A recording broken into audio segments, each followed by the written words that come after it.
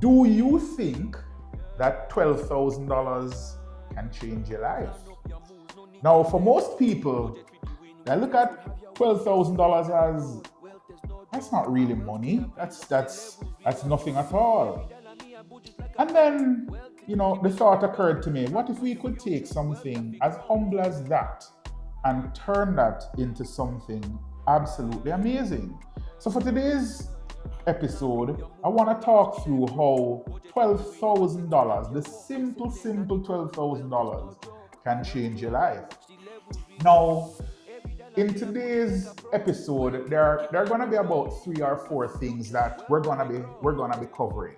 So the first thing is, of course, making sure that we bring to investing a mindset of consistency. What does that mean? It means that we do the same simple things, but we do it over and over again. It doesn't sound very sexy, right? Remember, $12,000. All right. The second thing that we're looking at is, okay, so now that we're going to be going through that consistency mindset, what do we actually invest in? And this is not necessarily investing advice. It's just saying, okay, we're going to look at the Jamaica Stock Exchange, something that most of us are familiar with, and we'll look at placing that simple $12,000 per month, right? And we're gonna buy 3 shares. I will talk to you a little bit about that later. So we say consistency, bringing a consistent mindset. Then we're looking at investing it, in this case, in stocks or shares. And I'll explain that a little bit. Then we'll look at, okay, if we do this consistently, and for us, or for me, consistency is month. So it happens frequently. It happens at about the same time, and then it happens over a long time. So we're going to look at what happens when that particular behavior invested on those instruments, what happens with that over 5 years, over 10 years, over 15 years. And then we'll get a chance to show you what that actual portfolio looks like with the simple $12,000. And then lastly, we want to look at, having gone through all of that, what can you in fact do to make sure that you have your $12,000 change your life as well? What is a stock, or what are shares? So many of us hear these big terms all about the place.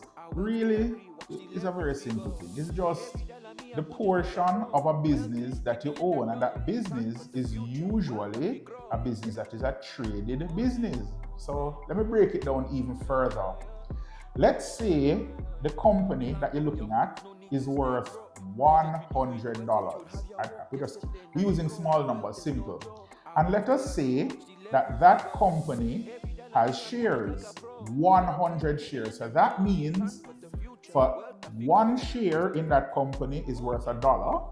And because the company is worth $100, there are 100 shares in that company. Simple. So, if you will, a share just represents a piece of ownership. So if somebody had a company that was worth $100 and you owned 1 share, you would own 1% of that company.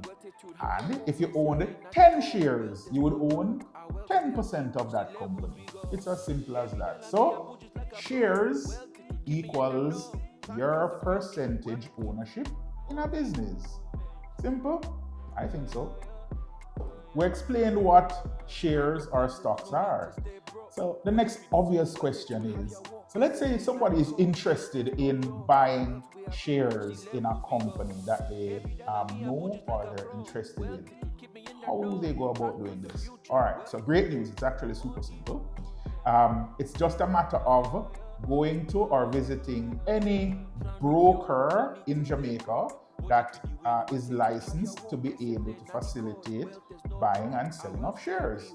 And there are quite a few brokers, many of which are companies that you're familiar with. So you're familiar with NCB Capital Markets, for example, or you're familiar with Sagicor Investments. You may also know VM Wealth Management. Scotia Investments, etc. So altogether, you can visit any of those entities, and along with your ID, TRN, and the requisite documents to be able to facilitate opening account, just say to them, hey, I'd like to open account that would allow me to be able to buy or sell shares. And the process has begun.